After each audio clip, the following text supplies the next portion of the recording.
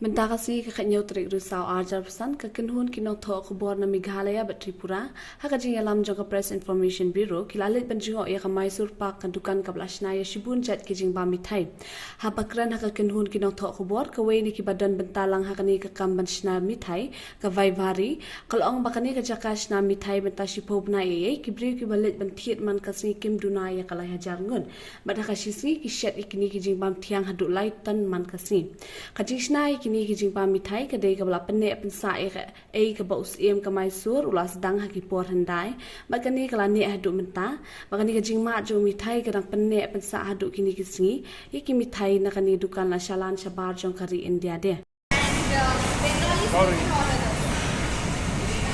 It's stirred manually and it's done. Whereas all of this is done through the help of a machine. So which roasted almond and special Mysore Pak, both of it stays for almost about 75 days. That is 3 months.